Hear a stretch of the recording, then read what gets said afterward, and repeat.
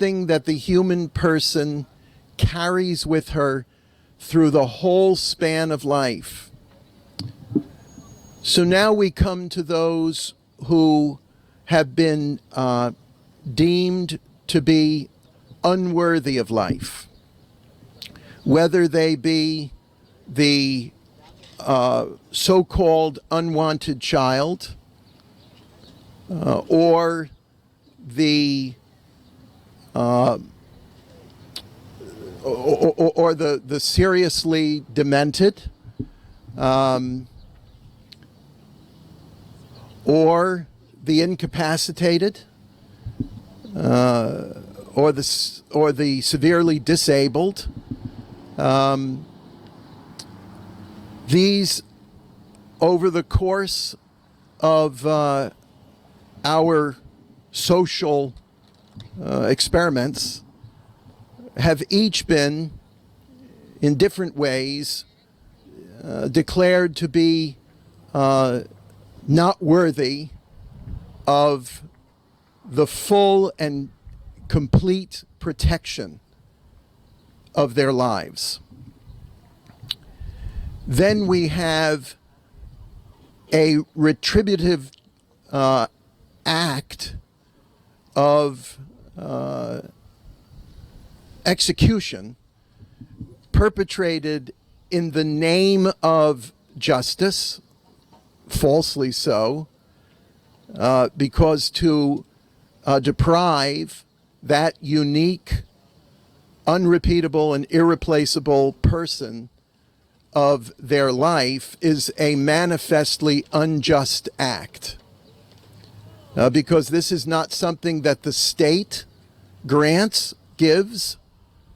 The state must protect life, defend life, but the state does not give life, and the state cannot take life justly. It cannot take what it does not possess or does not give. So now we have this action in the name of the people, which is such an affront to human persons. It's an abnegation of the true social, communal, spiritual, religious obligation, which is to do to the other what you would have them do to you. So if you expect your life to be preserved and protected, regardless of your circumstances or conditions, then we are obliged as the people to do the very same for the other. This is the bedrock of a just society. So the pro-life movement fails, by and large, when it fails to be consistently and persistently pro-life. When a corner is carved out for a taking of a human life, then the whole movement is compromised. The whole testimony is diminished. And of course, the credibility of its claim is undermined. So it's my responsibility, along with those who are with me, to marshal every corner of the pro-life movement. And hence the reason why I'm so pleased to learn from you and to see you in action, because it encourages, it inspires me to work even harder. So I'll finish my remarks now by just saying that we need to walk together in this.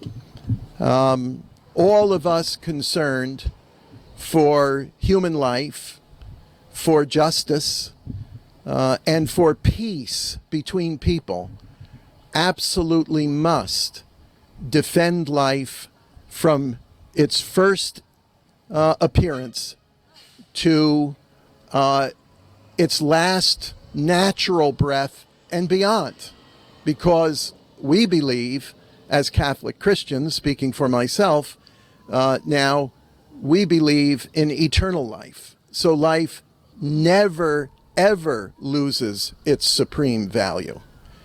It is eternally superlative. It's eternally intrinsically valuable.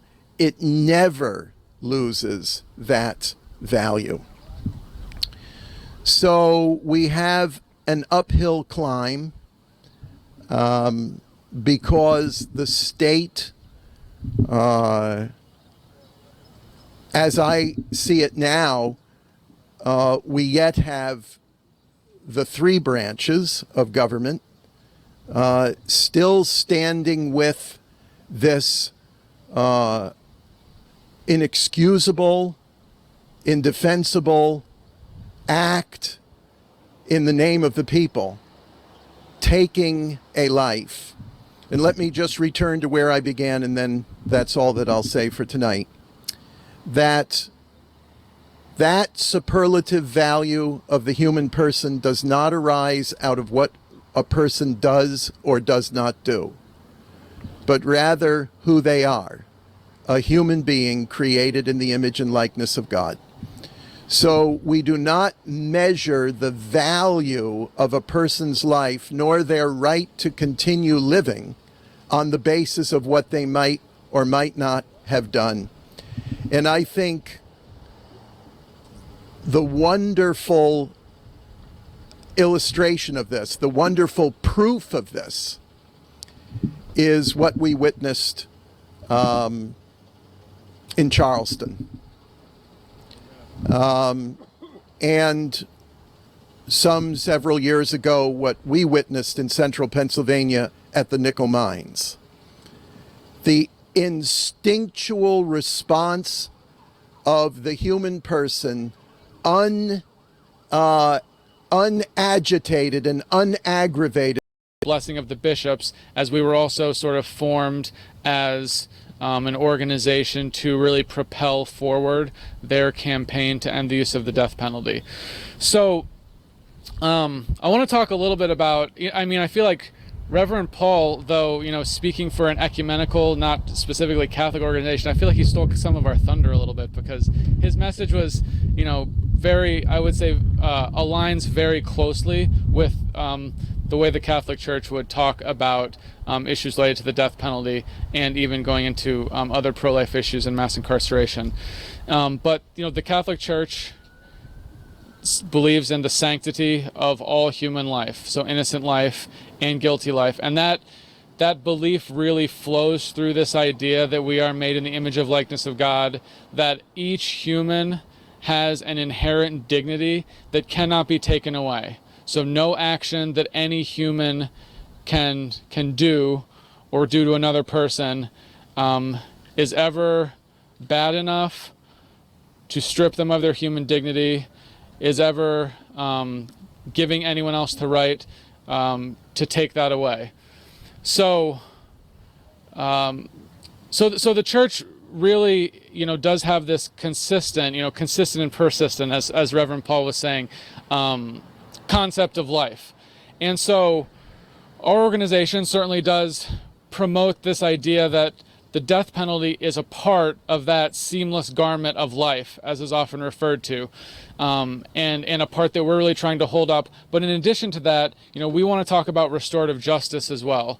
So the idea that, punishment alone is not an acceptable answer, that restoration and rehabilitation have to be a part of the healing and reconciliation process as well.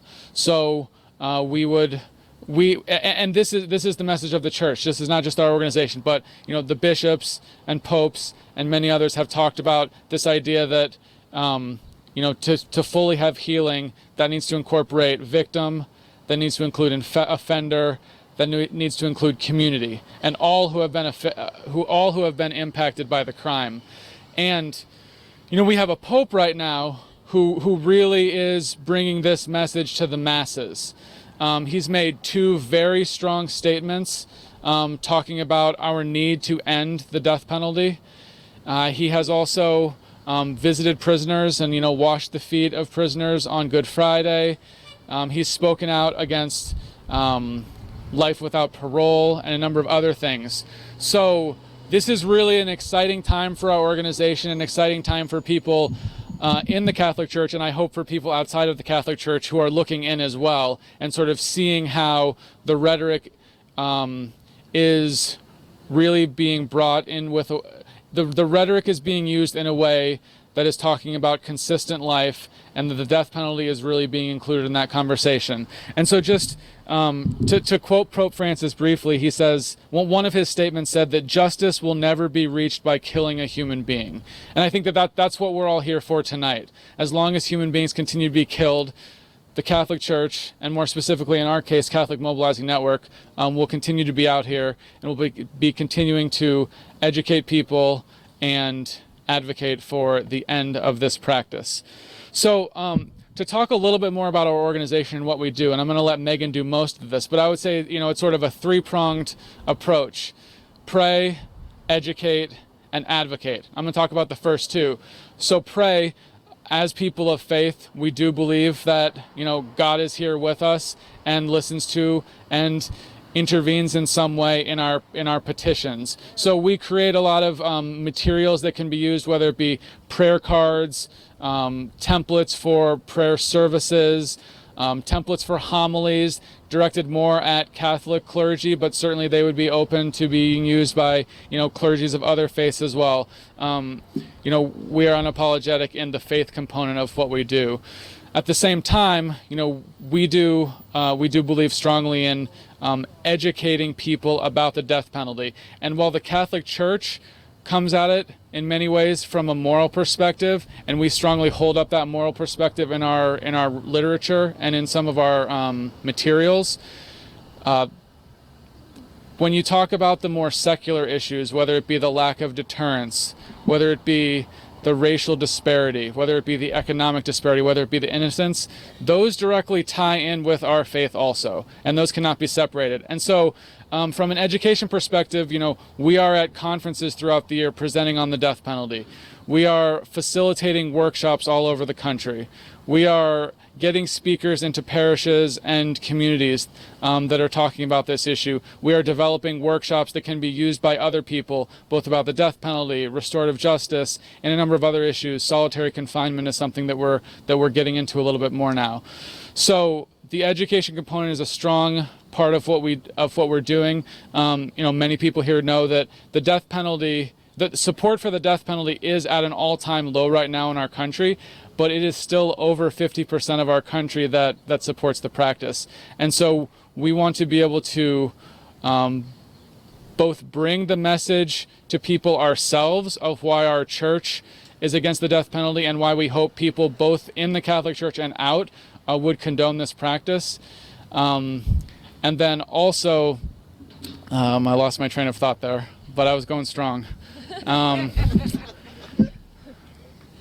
Anyways, so the education component is a strong component of what we do, and I apologize that I forgot that last part there, but maybe it'll come back to me.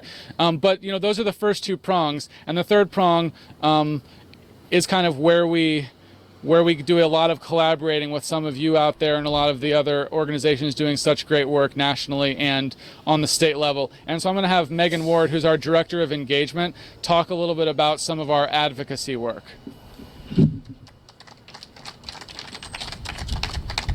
I'm really thankful for the opportunity to come up here and talk a little bit today because I think I'm very new to the movement. I joined CMN 6 months ago, and I've talked to some of you on the phone, but I haven't met a lot of you in person, so this is really great for me. So working in collaboration with our church hierarchy, the USCCB, the United States Conference of Catholic Bishops, which is the education and policy wing of our church, local state Catholic conferences, lay leaders, women religious, the clergy, and secular leaders like yourself. I work to support Catholic organizations and advise them in their work to end the use of the death penalty.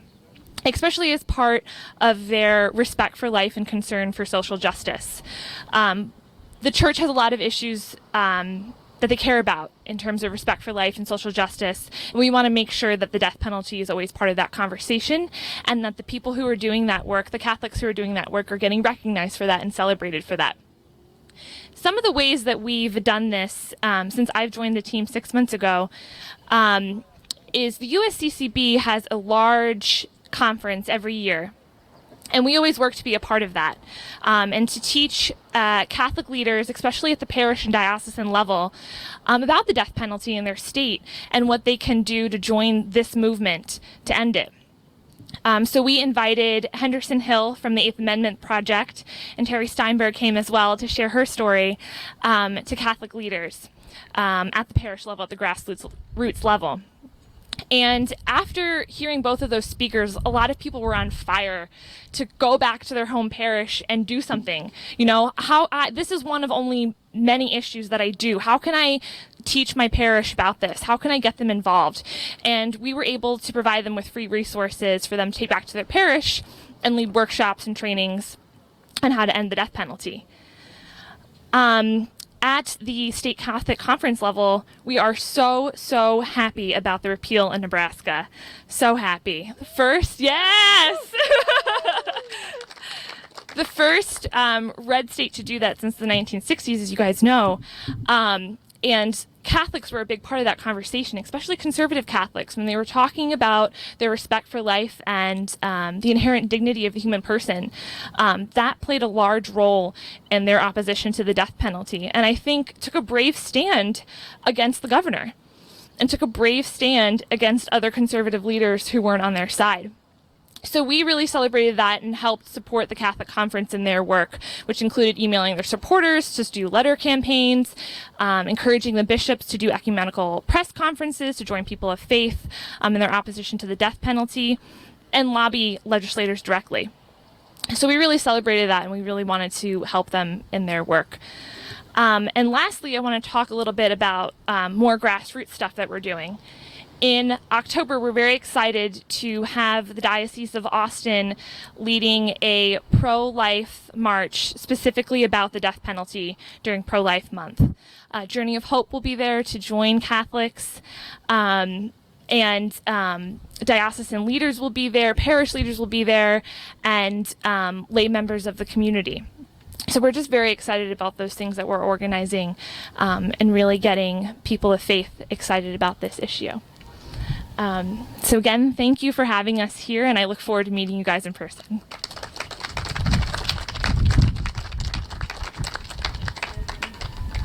Thank you, Daniel and Megan. Do we have any questions for the Catholic mobilizers?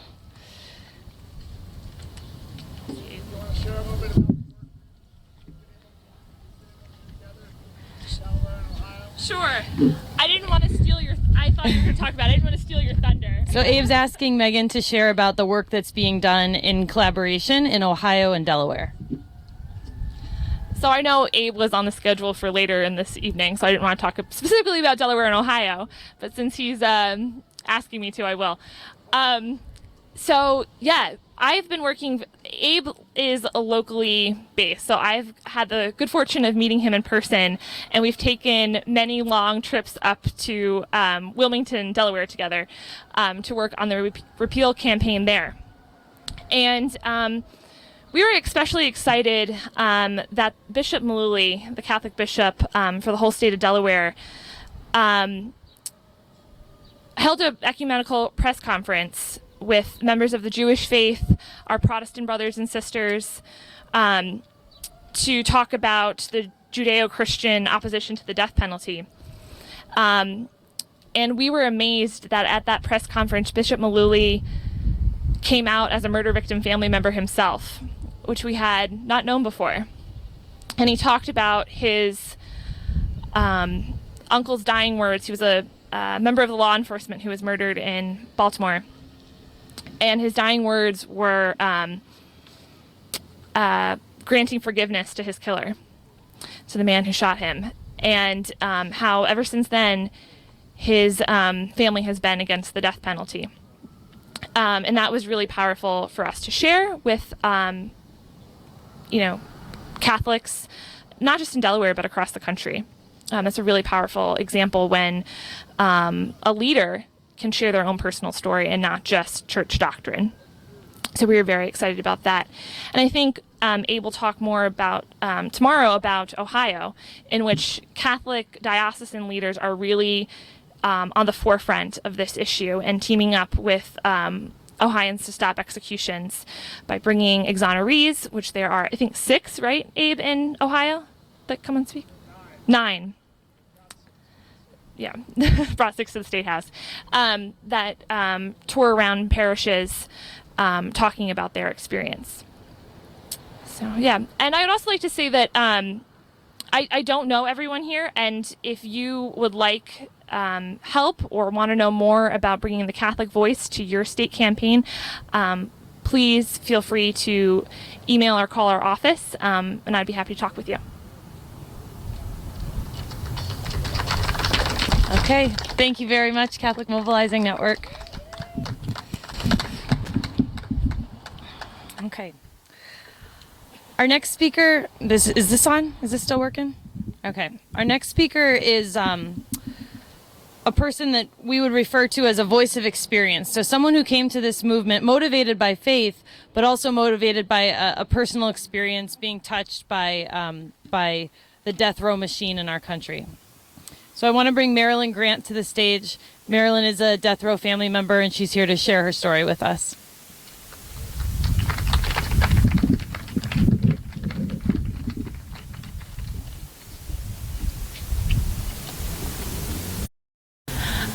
My name is Marilyn Grant, as she said, and I have a son on death row in the state of Texas.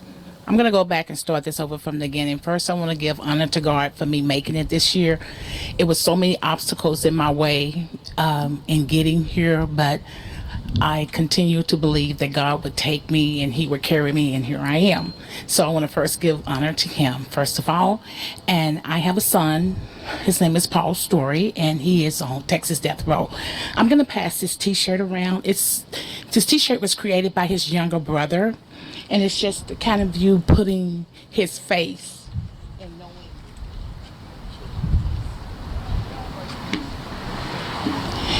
And a statement on that shirt, and it just states that a man's life is more valuable than another man can judge, and we don't have a right to judge or to take life away. Paul is on death row. He's been there, it'll be 8 years in September. He is under the lower parties. And in the state of Texas, the lower parties is basically if I go into a store and you're with me and I kill someone, you're still liable for the same level of punishment that I received. And they created that law so that they can charge more individuals that's in a multi-crime situation. Paul was a mentor at an alternative school in Fort Worth, and he had a student, and the student currently did not have a place to stay, so Paul came home and he asked that individual can stay with us a couple of days till he can locate his family that was in the next city, and I allowed him to. But after a couple of days there, I just really felt uneasy about that individual, and I told Paul that he needed to leave our home. And a couple of days after that, this young man, not knowing, had already planned to commit a robbery with some more individuals, but those individuals backed out at the last minute. So he came to Paul and he threatened him, and he's like, I know your mom, I know your brother, and if you don't commit this crime with me, then I can kill them, because he was involved in gang activities. So Paul went thinking that it was just supposed to be a robbery. However, the young man that was with him frequent this. It was a putt-putt golfing game, and he used to go every day, basically, and he became friends with the manager, and he learned the layouts of the store. So that's kind of like how he was planning the robbery, because he was familiarizing and making himself a friend with the manager. The manager of the store that particular day was supposed to be off, but when they went to commit the crime, the manager was there, and knowing that the manager recognized him, he killed him. And so, of course, they left the scene. Paul being convicted, he did turn himself in. And not only did he turn himself in, he turned the other young man, his name was Mark, he turned him in as well. And him going to the police station, you know, they took him in and they said, well, if you go ahead and make this confession, and, you know, Paul said, well, shouldn't I have a lawyer? They said, oh, you know, don't worry about a lawyer because this is your first offense. You don't even have a traffic ticket that the judge is going to be very likely on you. He'll probably give you probation. But, you know, of course, we all know that's a lie. They offered Paul a plea of life without parole. He did not accept it. He chose to go to trial because he says, I didn't kill anyone and I'm not going to sign anything to say that I did. And of course we went to trial and we were handed down the sentence of the death penalty. Paul's trial has been going very quickly. He is already actually in the Supreme Court. He's been kicked out of the Fifth Circuit of Appeal, and if it continues to go as planned, usually history shows that within 8 months he will probably receive a date. However, I wanted to share with everyone tonight that I got a call last Wednesday from an attorney here in Washington that's going to take on Paul's case pro bono. And we are extremely happy for that. He's, you know, his statement was that basically the lawyers in Texas hasn't done, excuse my French, shit. And of course, we know that, and I am so incredibly blessed. And I'm meeting with him this Wednesday to go over some of the details and everything. And he's hoping that as he told me, he's already has 4 lawsuits that he's filing against Texas to slow this process down. And as I say, I'm just really, really happy to get that news because, as I said, Paul he's only been there 7 years to be already at the point of getting an execution date. That just shows they're just pushing him through the system. So I just want to thank each and every last one of you for the work that you do against the death penalty. You know, you're not even having anyone that's on death row, but you're there and you're fighting, and you know there's a special place in heaven for people like you. And I just want to say from the bottom of a mother's heart, thank you very much.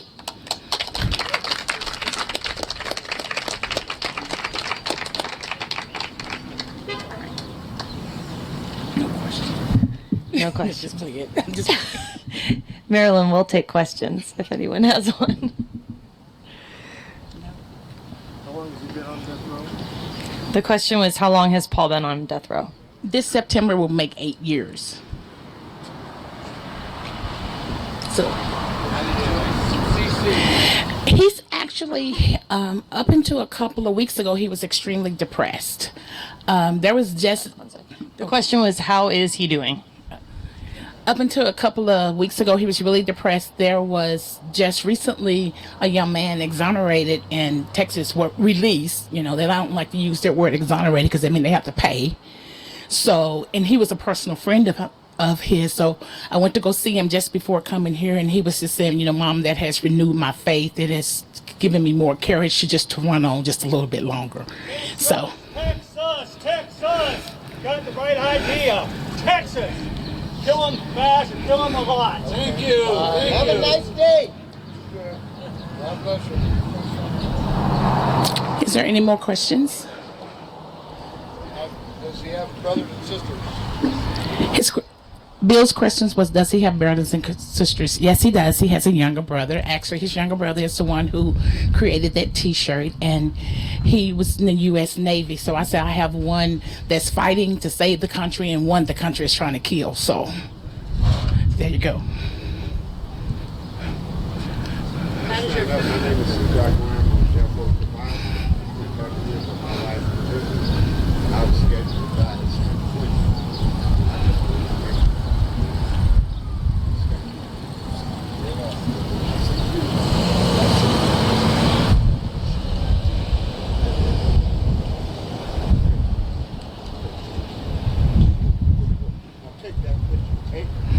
Thank you. Thank you, Suja. You know I love you. Is there any more questions? Texas trying to change is there any movement to change the law that got your son on that bill? Like they have They have filed several bills in the House to try to change the law of parties, and that law was created. I don't know if you all remember the Texas 7 was the 7 inmates that they broke out of prison and they killed their off-duty police officer, and they wanted to charge all 7 of those individuals with the same crime. So what they did is they created this bill they call the law of parties. That way they can give each and every last one of them the death sentence. And I think they've killed one committed murder, suicide. 3 has been executed, and I think there's 3 left. Marilyn, what's the status of the killer? Oh, the actual killer in this case took a plea, and he's in general population. Go figure. Yeah. Thank you. Yep. Thank you.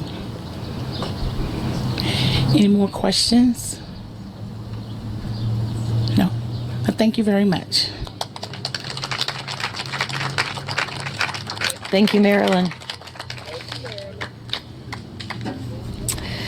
All right, next up, I'm going to introduce a man who I think has worked with every organization represented at this Fast and Vigil. And there are many represented at this Fast and Vigil. We have folks from national groups. We have folks from religious groups. We have state representatives.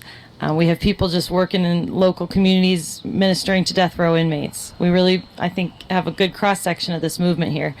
So I want to bring Abe Bonowitz up to give us a little bit of an update on the states that he's been working in, and then he's going to introduce our last speaker for the evening.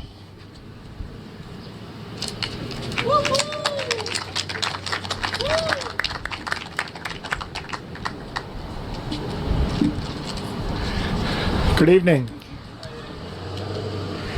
Any questions?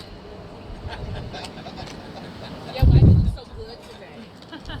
Why what? Why do you look so good today? Well, I always look good. She asked me why I look good today. Why am I dressed like this? I went to a meeting today. I had to go to a meeting, and I'm glad I put on my fancy duds because I met some new people, and it's always good to make a good first impression. The meeting I went to was a strategy meeting talking about next steps in Delaware if we don't wake up on the 1st, which would be Wednesday morning, and hear that what I call the midnight miracle has happened, which is possible. It's a remote possibility, but the fact of the matter is, in Delaware, we've passed our bill to repeal the death penalty there in the Senate, and it's been hung up in the House committee, but that doesn't kill it. It's not dead until the bill is voted on up or down on the floor of the House, and that's where what we're trying to do is get it out of that committee and get it to the floor of the House, and it's possible. And we can all pray about this to make it happen, that something happens and somebody moves to get the bill out of committee, and that works, and it gets to the floor, and enough people remember their promises and vote the bill to pass the bill to repeal the death penalty, which would make Delaware the 20th state without the death penalty. I don't always say the 20th state to abolish the death penalty, because actually 12 states have not had the death penalty in the current era, so they didn't have to abolish it. They chose not to bring it in.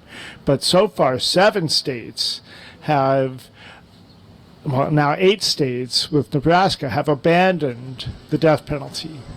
7 of them legislatively. 1, New York, the court struck it down, and we were able to stop legislation to try to fix it. All of this is just to get a little step back for a moment and get into a little bit of context to say, all of this is to say that we're actually winning. You know, folks, we can look and see potentially within the lifetime of everybody that's sitting here right now and everybody that's listening to this on the YouTube, that we may see the end of the death penalty in our day. And it may only be as few as 3 or 5 more years before this fast and vigil becomes a gluttonous feast. And we don't have to do it for 4 days because we only have 1 day to celebrate, not 4 days between these two historic anniversaries to vigil between. Today's ruling. Today the ruling came down in Glossop, and while it was not what we would have liked, what it did show was more cracks in the wall. What it did show is that people are starting to use some pretty vehement rhetoric to defend their position. What is it they say? First they ignore you, then they attack you, then you win, right? And we're being attacked, and they're calling us out on our rhetoric, and they're using other rhetoric. But interestingly, you had 2 justices, the dissent authored by Justice Breyer, actually said it's time to brief this issue for its constitutionality, the issue of the death penalty. And that, my friends, is really what we're trying to do. We're trying to get to a place where the U.S. Supreme Court once again considers the constitutionality of the death penalty.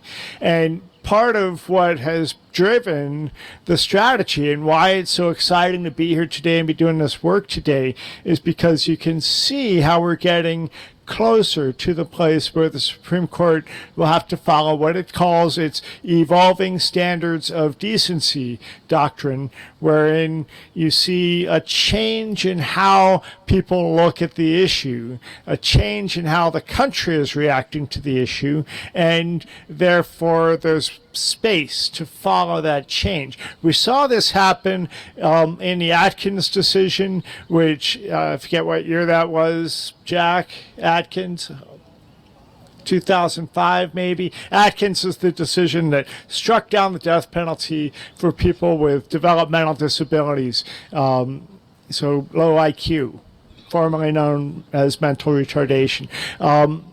We can now no longer technically execute people with that condition. Of course, the Supreme Court did not define it well enough, so there's still a lot of wiggle room for certain states, Georgia, to do what they want to do.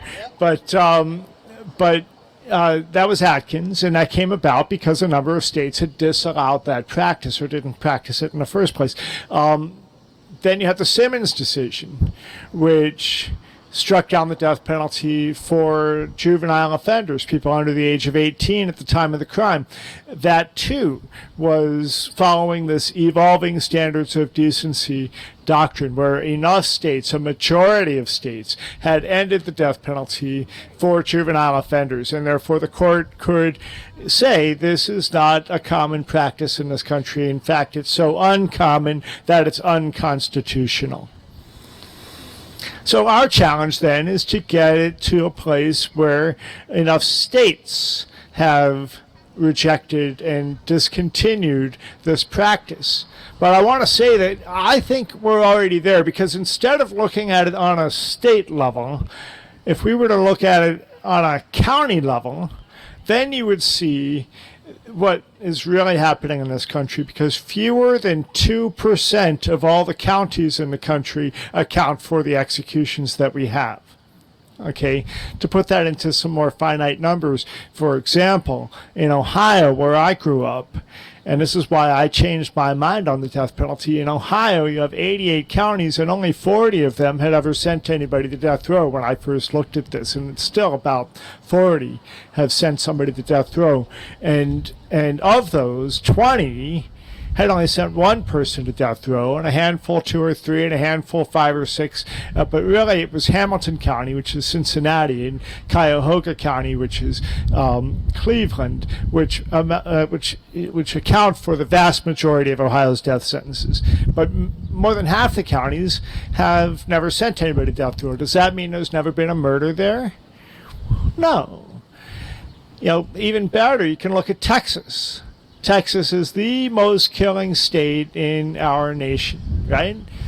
Texas has 254 counties. And again, about 40 some have ever sent anybody to be executed. Okay, and many of those only one person. And why is this county issue so important? In large part, it's because counties are the ones that have to foot the bill for a death penalty prosecution. So if you're in a rural county and there's a horrible murder, chances are they can't even afford the death penalty as a trial. And that's where it becomes a big part of the issue. And on some states, there's a way for the state to help step in and help pay for trials. Now, many of us may remember the case of Mr. Byrd, who was dragged to his death in Jasper, Texas, by three individuals, two of whom I believe have been executed by now. But the only reason that they were able to get a death sentence is because the federal government stepped in and prosecuted that case. If Jasper County had had to foot the bill, it never would have happened. Okay, and that alone is a reason to find the death penalty to be unconstitutional because of its arbitrary nature. You can only get it in a place where all the other factors line up, and in many places you can't get it. So look at the death penalty. Look at the death penalty on a county by county basis, and you can see it's already hugely disparate. Okay. Now that doesn't count, that county argument doesn't count in a state like Delaware, where I've been working now for about 4 years,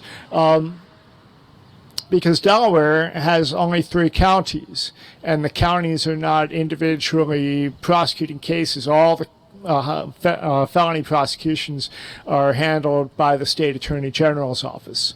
So the county argument in that way doesn't work in Delaware. But all the other arguments do work. The fact that it's racist in its application, the fact that you got to kill a white person, the fact that you got to not have enough money for your own defense attorney, the fact that if you kill, especially if you kill somebody in law enforcement, they're coming after you. Okay, and there is not enough services for victim families. And there is not enough to go around for the schools. It's just like everywhere else, right? So in Delaware, what we've been doing over the last few years is building a coalition to focus attention on the issue and putting pressure on legislators in letting them know that now is the time. The chief opposition to the legislation in Delaware is the Police Chiefs Council. And they have come up with this line of argument that if we abolish the death penalty, then that will put law enforcement at greater risk of being killed in the line of duty, and it's as if as soon as we abolish the death penalty, all police officers are going to become targets and be shot on sight, and that's how they frame it. That's the fear that they try to put into it. They're really the only people and the only organized group in the state that is advocating to keep the death penalty in Delaware. So it doesn't really help us when the Speaker of the House is a former state police officer, and there's several other former or even current police officers in the legislature. We can see who they're beholden to. It's this one group of people that have this interest. The interesting thing, of course, now this was one of my jobs that I was given, was figure out how to get to the cops. And it took over a year. We managed to get a meeting. And it took about 3 days for somebody higher up in that organization to say, no, we're not meeting with those people. We don't need to hear from you. We don't need to hear from people from out of state. And you can't tell us what we need to think. We don't want to tell anybody what we want to what to think. But what we do want to do is ask everybody to really look at the information that's on the table honestly. Because one of the things that I did, one of the bits of research that I did to help address this issue was look at the rate of homicides for people in law enforcement in states that have abolished the death penalty and states that haven't. And in particular, what happened in the states now that have abolished the death penalty. Can you guess? Because what we now know is that in New Jersey, which abolished the death penalty in 2007, and in New Mexico, which abolished the death penalty in 2009, and Illinois in 2011, and Connecticut in 2012, and Maryland, it's still a little too early for Connecticut and Maryland, and of course in Nebraska, where a police officer was killed in the line of duty before they even, the same day I think that they had one of their votes. And still we were able to maintain that repeal through a veto and override that veto in the face of a law enforcement officer, a woman who had just was about to go on her parental leave after her baby getting out. She had a baby a few months earlier. The baby was it was premature, still in the hospital. She went back to work until it was time for the baby to come home. She's killed the day she's supposed to start taking a few months off. In the face of that, the legislature still stood up and passed the repeal bill, right? So on this point, though, murder of law enforcement officers did not spike in any of those states. In fact, it's down in most of them, okay? That's what the reality of the death penalty does. It is meaningless to the homicide rate of law enforcement officers, except actually we could say, and this is true, that if you look at the states where where the most homicides of law enforcement officers occur, they're all states that have the death penalty. You are far more likely to be killed in the line of duty as a law enforcement officer in a state that has the death penalty than in a state that doesn't. Can we sit down and talk about this with the Police Chiefs Council? No, they're not interested in having that information because it doesn't serve their purpose, which is just keep the death penalty because that's what we want. So that's our challenge, is getting them and the members of the House Judiciary Committee who are somehow listening to them more than the 39 coalition partners and the hundreds of people from each of their districts that have written to them, and the tens of thousands of people in Delaware who have called for this to happen. The bill's being held up right there, and that's what we're working on to get it freed. And maybe, just maybe, there'll be a little bit of something that happens in the legislature in the next day or two before they end their session in the wee hours of July 1st. So pray about that, and let's just hope that maybe we don't have to keep working on it. But if we do have to keep working on it, we're ready. And we're going to keep mobilizing. We're going to do a lot more, and our next speaker is going to share a little bit about some of that. But, just some of the work that I've been doing there, and I'll tell you this, ever since when I was hired to go to New Jersey, become the field manager in New Jersey, the first thing I said to Celeste was, where are the groups? Who should I go meet with?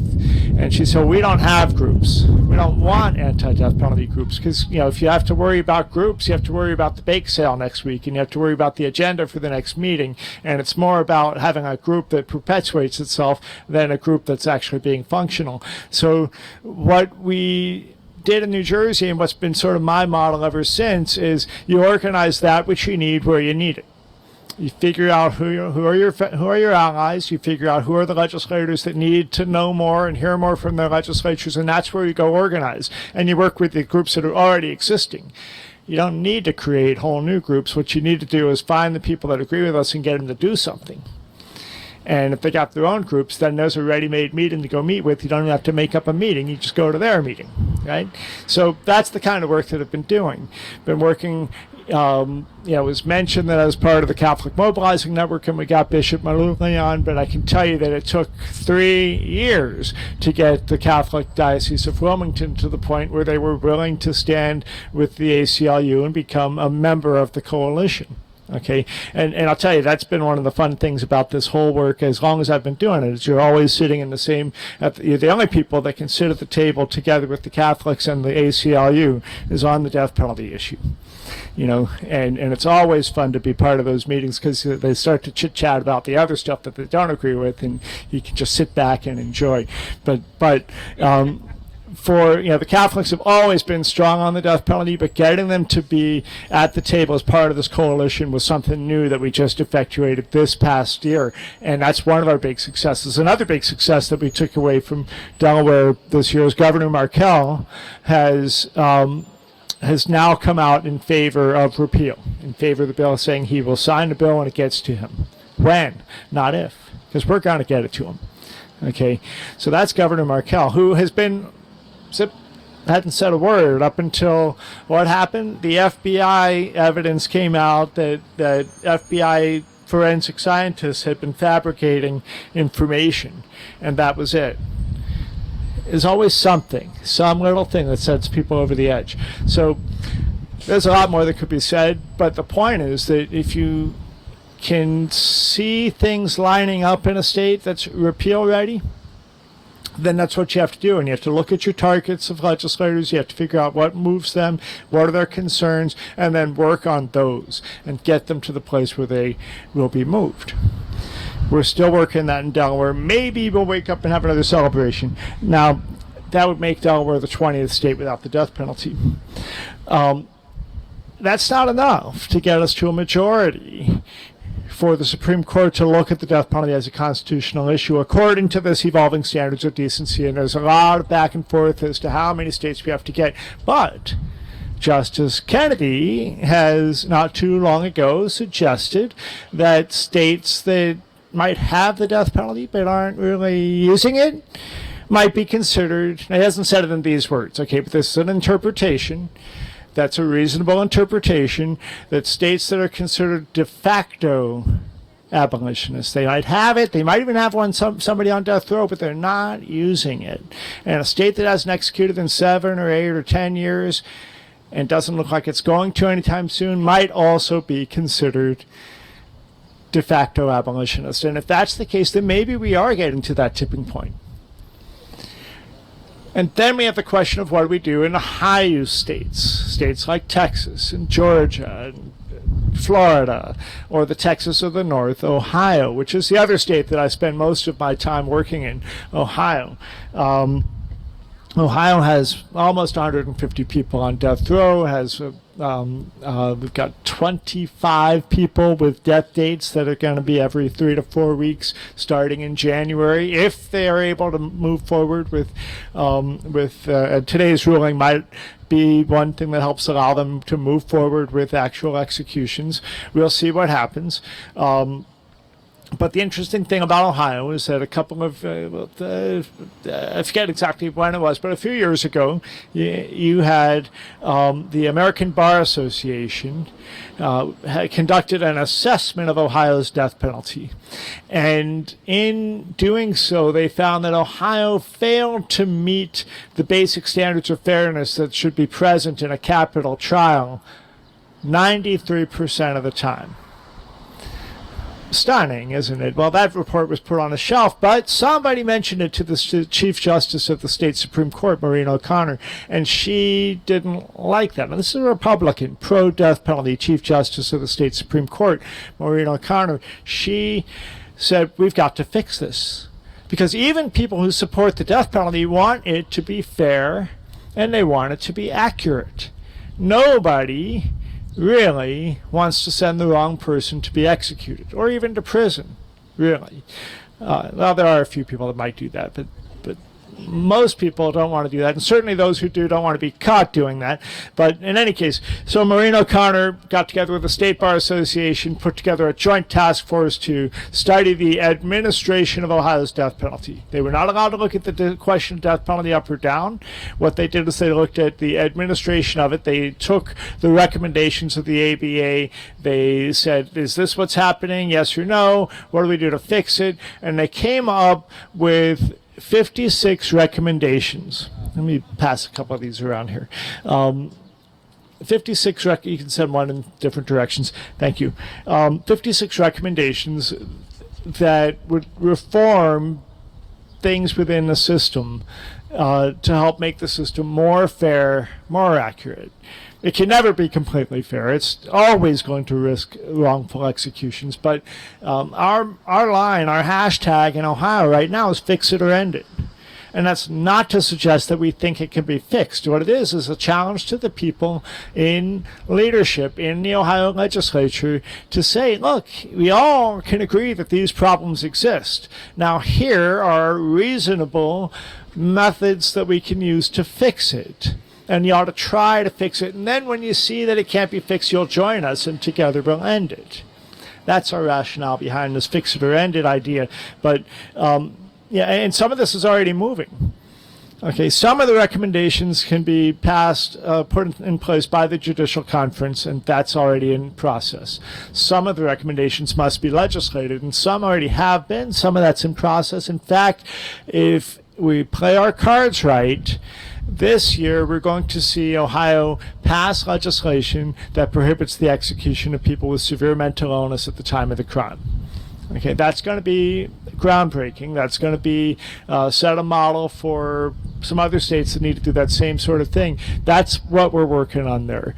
The longer term stuff, the harder things like a Racial Justice Act, things like prohibiting or eliminating the felony murder rule. And Marilyn talked a little bit about that. She framed it in the law of parties piece, but the felony murder rule basically says that if you go and commit a felony like a bank robbery or something, and then somebody's murdered in the course of that, that's where the death penalty comes into play.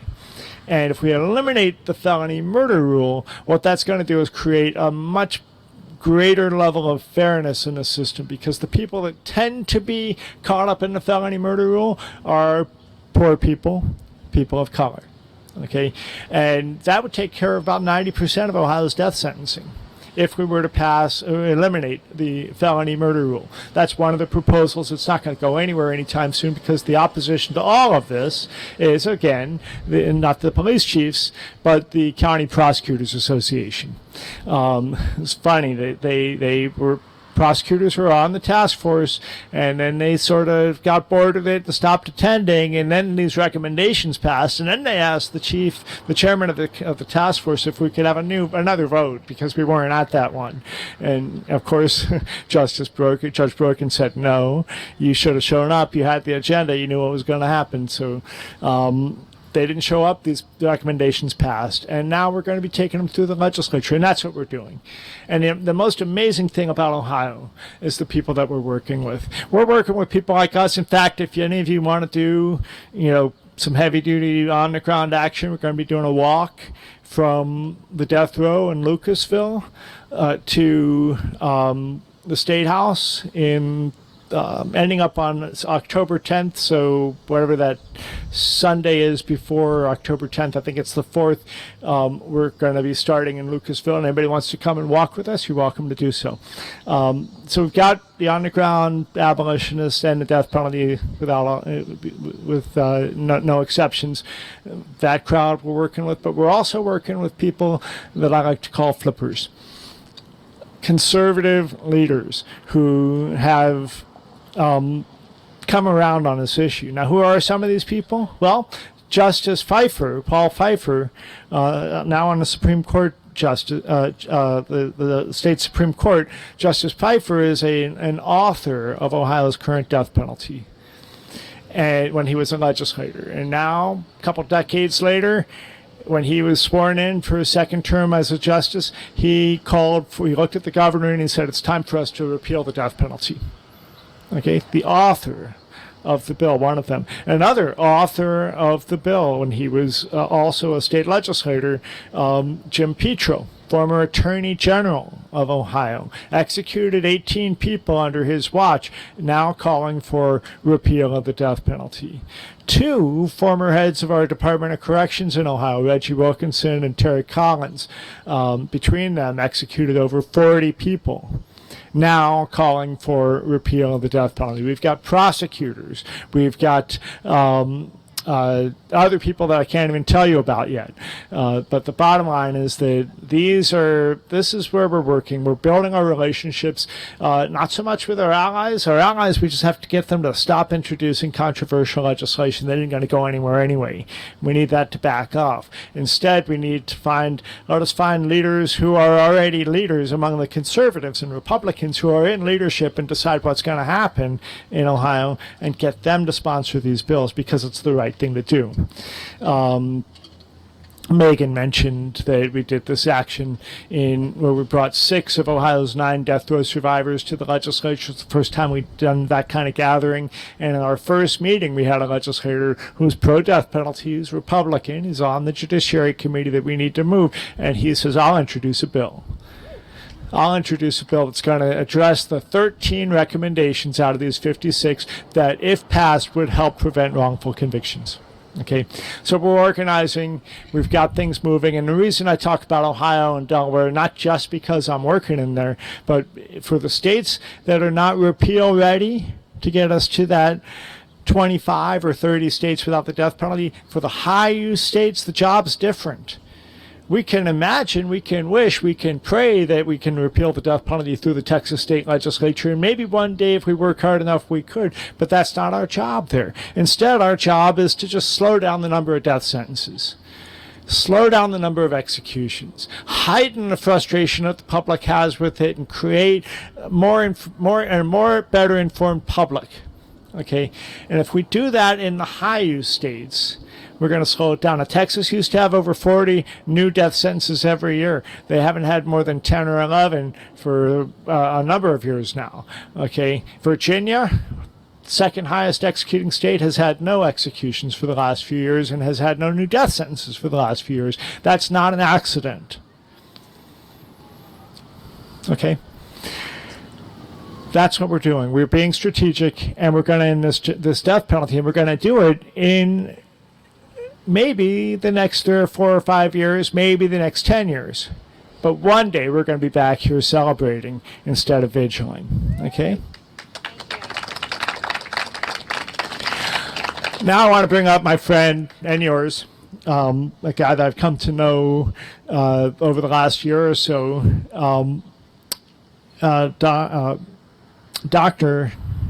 Donald Morton is somebody who's been doing a lot of work in with the coalition, but also amongst the broader community.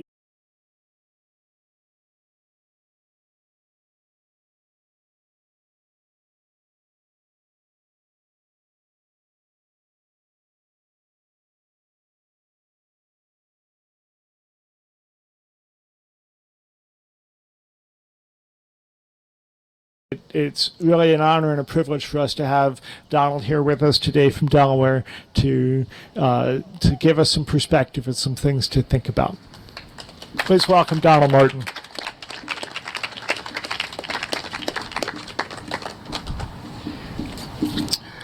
Good evening, everybody. Good evening, everybody. I am Donald Morton, Dr. Donald Morton from Delaware. I lead the executive director of the Complexities of Colors Agenda, which is a statewide agenda that includes 7 different or 11 different pillars to address social decay in our state. Our state is small enough where we're able to address some of the systemic issues, I think, that are important. One of those pillars deals with criminal justice, and one of the points under criminal justice is this repeal of the death penalty. Let me kind of give you a story of an old church mother in the Baptist tradition, the Black Baptist tradition.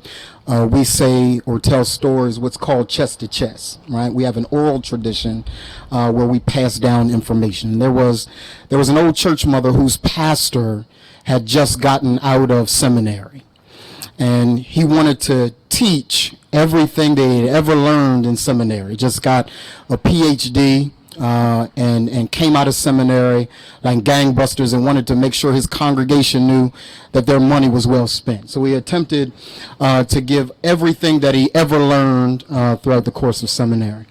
One of the old church mothers, who was a Sunday school teacher, here's what she said at the end of the service. You know, the pastor in the Black Baptist church tradition greets everybody at the end, right? And we stand at the door, we say hello to everybody, thank you for coming, so on and so forth. And the old church mother said, watch this, she says, she hits him in the solar plexus, and she says, young man, you've got something bubbling on the inside of you. Something significant is happening on the inside of you. But then she said this, but if you want me to drink from it, you're going to have to present it in a cup I can identify. Here's why that's important. For the African American community, context is important, right? How one of our great leaders suggested to us that we sometimes have a fundamental inability to connect the dots. We don't know always where we fit, and how this issue in particular fits into the broader scope of this idea and notion of Black Lives Matter. I want to kind of suggest to you something that a document that all of us know. It says this: we hold these truths to be self-evident, that all men are created equal, right? That all men are endowed by their creator with certain inalienable rights, that among these, life, liberty, and what? The pursuit of happiness. But what you don't necessarily identify readily is the fact that the document is more exclusionary than it is inclusionary. Because when it says that all men are created equal, what it suggests is women weren't. Right? When it says all men are created equal, it also suggests that black people weren't. Because remember, at that time when the document was written, there was not a fundamental humanity ascribed to black people. So even today in 2015, we still fight to be included in this narrative of being human.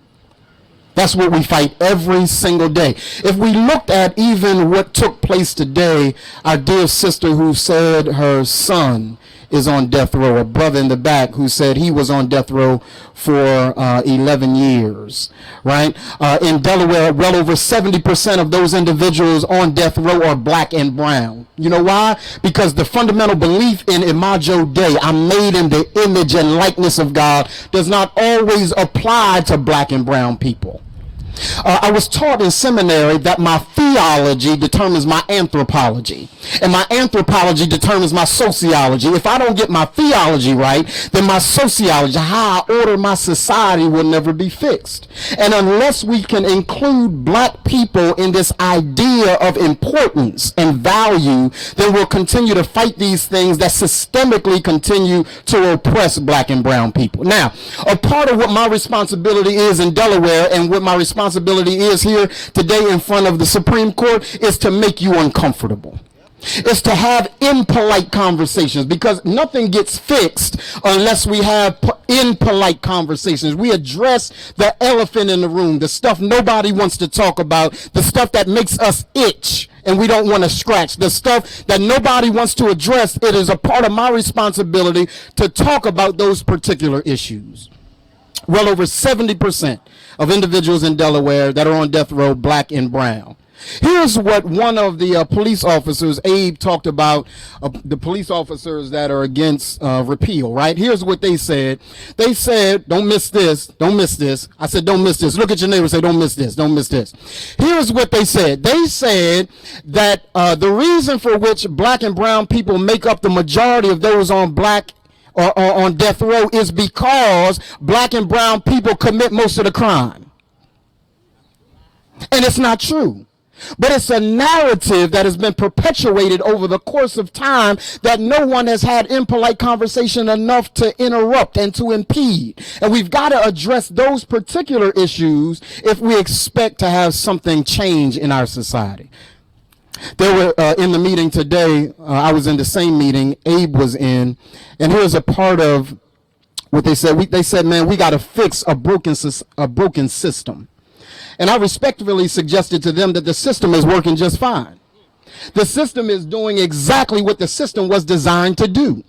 And until we're able to address those kinds of issues, the system was designed, particularly as it relates to our sister, the system is designed to continue to marginalize and oppress people of color who have no value to our society. Watch this. The 13th Amendment abolishes slavery, watch, except for those that are incarcerated. So we don't address the real issues. We've got a system problem.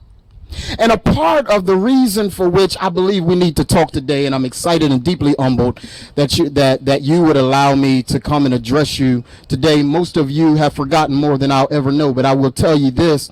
I do know, as a black man, 45 years old, about to be 46 years old, that I am tired of watching black and brown people funnel through a system that is designed for their systemic demise. And a part of the reason for which I'm excited that you're here is that this movement to save black lives, somebody might say, well, I'm not really here to save black lives. I'm here to save all my lives. But let me tell you this. The whole message around Black Lives Matter was twofold. It was, number one, to remind black people who had been systemically marginalized and oppressed that your life does matter. It was a message to black people. But it was also a message to the broader society, particularly the dominant culture, to suggest to the dominant culture that you need to develop a theology that includes black people as a fundamental part of humanity. Right? Because even though, let me tell you, a part of my frustration, something that I'm writing right now, is not whether black people are addressing it in the pulpits of black churches, but how many white conservatives are addressing it in their churches. Got it? Whenever I put Black Lives Matter, hashtag Black Lives Matter, if you look at I am Donald Morton, this is a shameless plug, it really is. I am Donald Morton. Twitter, I am Donald Morton. Facebook, I am Donald Morton. Instagram, everything's I am Donald Morton, right? Reminding myself that I am Donald Morton. But a part of, whenever I put hashtag Black Lives Matter, there's always someone who says all lives matter. Well, watch this. I would never have to say Black Lives Matter if black lives were included in all lives. The reason why we have to intentionally continue to suggest to people that Black Lives Matter is that we've never been included in the conversation. And we've been able to get away with not valuing a particular life that I think is important. There's an African proverb. The African proverb goes something like this. I'm going to mess it up, but you'll get the gist of it. Unless the lion has his or her own storyteller, the hunter will always get the best part of the story. Don't miss that. Unless the lion has his or her own storyteller, someone to tell the story from that community, then those that are the hunters will always have the mic and be able to tell a story that is antithetical to what's really going on. I want to thank you for allowing me to come all the way from Wilmington, Delaware through traffic of AIDS driving.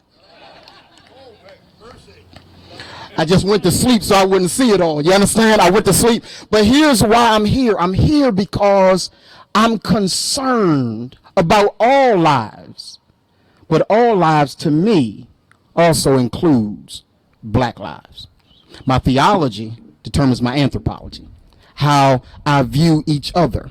And if you view black people as less than, if you view Hispanic people as less than, then we'll never ever get to fight for those who we already view as less than. We've got to elevate black and brown people to a level of humanity that our country has not necessarily been willing to do. There are many of my colleagues, I'm one of them, I agree that the death penalty is a modern day lynching. You feel that? Did you feel what just happened to you? That's the impolite stuff we've got to say. We've got to call it what it is. It is a modern day lynching. In Delaware, it's the same way. In Delaware, you don't have to have committed the crime. If you were with the one that committed the crime, you can get the death penalty. We've got to change the way we view each other, and we got to change our interaction. So part of what I'm asking everyone to do, part of what we've done with the complexities of color, is you remember King's letter from a Birmingham jail? You know what it was? It was not written to black folk. The letter from a Birmingham jail was written to white pastors who suggested that the time wasn't now, that we gotta wait. And King writes from a letter from a Birmingham jail to suggest to them that we've been asked to wait too long. And here's what I'm suggesting you. I'm suggesting you that there are 7 days in a week. Monday, Sunday, Monday, Tuesday, Wednesday, Thursday, Friday, Saturday. The only one that we seem to subscribe to that ain't included in a day of the week is someday. Someday don't work for me. It's time for those whose lives have been put on the line, that we stand up and fight. And that we include, my brother, that we include more, because we got an internal conversation that we've got to have as black and brown people. We can't just have the dominant culture doing this. because we are a part of this conversation, and we can't just expect them to do it. We got to coalesce around each other as well. My theology determines my anthropology. My anthropology determines my sociology. Every one of those guys up there got a theology. And their theology is determining their anthropology. Their anthropology is determining their sociology.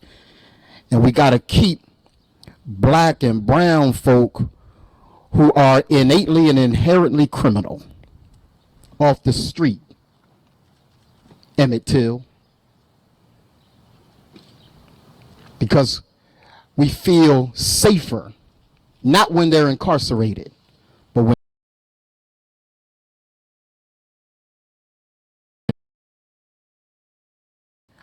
as I look out over the faces of you wonderful, wonderful people. Now let me finally say this, because I have to say this, then I'm gonna hop a train. I'm going back to my wife. I miss her.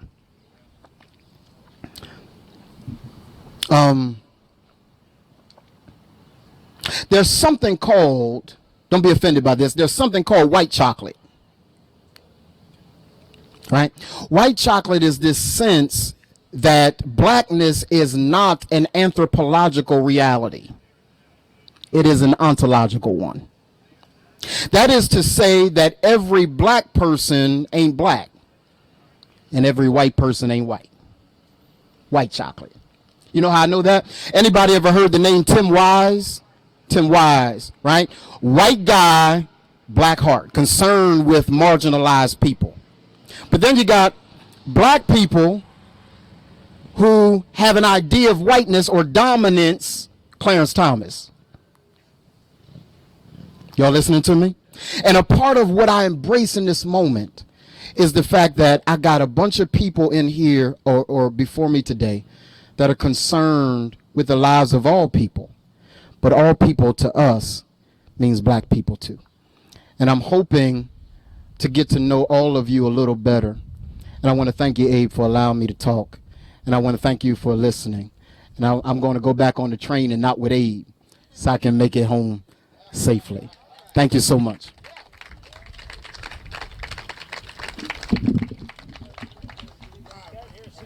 I got here safely.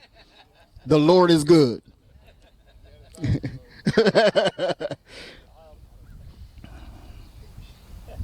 you talk a little bit more about your organizing with people that have broader agendas? Yes.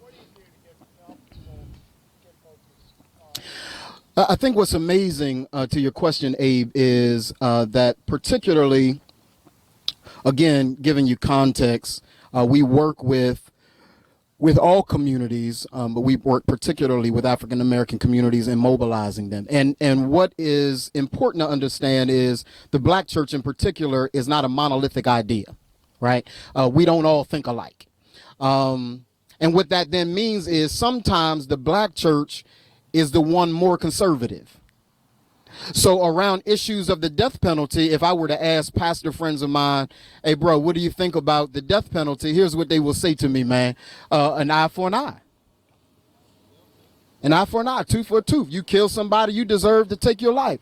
Until I educate them, right, around what the disparities are relative to its application, who's really on death row, and so on and so forth, particularly within the context of Delaware.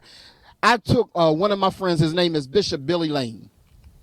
I'm going to call his name. Good friend of mine. I said, dude, what do you think? He said, Doc, I'm not with you, man. I know what you're doing. I'm not with you, though, because if somebody takes somebody's life, and by the way, the eye for the eye, tooth for the tooth thing was designed to limit retribution. It wasn't designed to exasperate it. Got it? So he says, I'm not with you. I educated him, sir, for about 5 minutes, 5, 10, 15 minutes. And at the end of the conversation, 15 minutes to 30 minutes later, he calls me. He says, I'm with you now. It took 30 minutes because he wasn't educated. So remember my opening? My opening was around that mother. that church mother who addressed the pastor, a part of what's not happening in black and brown spaces is we're not educating in a cup they can understand. So we have the responsibility of mobilizing them and organizing them and helping them to understand how this impacts their existential reality. If we don't do that, and we continue to have this over here, and they don't see the connections at all, then they'll never come on board. And when I got here, you were speaking, man, and I was so privileged to hear your last question. Your last question was, ask yourself this question: what does the Lord require? Micah 6 answers it. Micah 6 says, what does the Lord require of you? That you do justice, that you love mercy, and that you walk humbly with God. That is our sole reality as a Christian. Got it? That we do justice. And because we have yet to reimagine Jesus, we got to reimagine who he is. Jesus is a man who is executed by a government on trumped up charges. So yes, he's my savior, but he's also the example of a death row inmate who gets killed. And the only hope he has is on the third day. I'm a Baptist, y'all. That's my closing. You understand? On the third day, he gets up. And a part of what we have to be able to fight for is to help the black church reimagine Jesus with all this other theological construct that has come in over time that has gotten the black church away from what it was originally designed to do. It was a social justice fighting entity. And then all this iconic individualism came in, and the black church became something that is unrecognizable. I don't even know what it is, but I'm fighting hard every day to recapture its original ethos so that it goes back to fighting for the justice of all humankind. How often do your travels bring you to Atlanta? Whenever I'm summoned and my wife says yes. Yes, sir. Any other questions before I take my seat? I love y'all. Thank you so much for allowing me to share.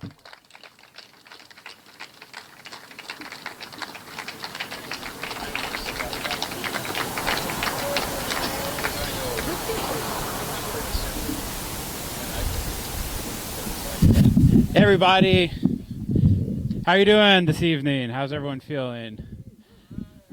All right, is this on?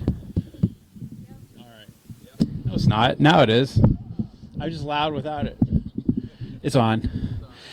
So sitting out here in the sun and sweating and being hungry is so hard, but I think having the opportunity to hear the speakers like we heard tonight, for me, makes it all worth it. It's like sometimes I don't look forward to starting the day. I don't look forward to lathering on the sunscreen and filling up my bottle of not tasty water and all those things. But sitting here, hearing the people we've heard from, just makes it all worth it. And I just want to thank everyone that spoke tonight for being here. Dr. Morton came a long way to inspire us and be here to speak to us, and just want to thank him. And I know Marilyn is in the Methodist building cooling off, but I know we all stand in solidarity with her and her son Paul. And there's just so many great stories we've heard, and we're going to continue hearing so many great stories over the next few days. We'll be having another speaking program from 6 to probably 9 tomorrow. It's going to go a little longer. We're going to meet in the Methodist building for tomorrow night. But then Wednesday and Thursday night, we'll be right back here at 6. So we hope that everyone will continue to join us for that. So just a few little housekeeping things. I know Ann mentioned at the beginning, if raise your hand if you did not register online or did not fill out any paperwork that says you're registering for the event. Raise your hand. Got a few people. Donald, we got you registered. I got your t-shirt right here. So if you haven't registered, come see me so we can get you and make sure we can stay in contact with you to let you know about future events in the DC area or beyond. And the other main issue to talk about, and it was said earlier that at first they ignore us and then they antagonize us and then we know we're winning. And for those of you who have been here today, we saw with the police here, for 21 years they've been largely ignoring us. And today they were in our face about a number of things. And I told the police, I was like, that means we're winning, right? And he refused to respond because one of their concerns is that we're getting too big. They want to enforce all these rules that supposedly are in the regulations and statutes about our presence here. They want to now enforce them because we're getting too big. That's what they told me. And it's a good thing to hear. I told them, we're going to grow. It's going to be bigger next year, and it's going to be bigger year after that. And what are you going to do? So the short of it all is that there are regulations that govern our space here, and it's a little confusing which ones they want to enforce on which day and which hour. But we are all here with a commitment to nonviolence and understanding. So if you are approached by the police, please respond appropriately and with some sort of compassion, even though a lot of what they're saying doesn't make sense. And just to clarify, the main issues that the police are bringing to our attention today is that for the banners that are on either side of the table, they do not want them touching the ground. In the past, we've gotten away with resting the banners on our sandals or our shoes. They say that doesn't work. They have to be held off the ground. And also, you can't be sitting in a chair when you hold the banner, which is absolutely new information to us. And I'm not sure where that comes from. So I just present that to you. I told the police I would convey this information to you, that you should respect the rules that the court police have in place for how we govern ourselves. Whether or not you want to participate, I think in some ways up to you. I know some people are very aggravated with this, but we can talk about that as things arise.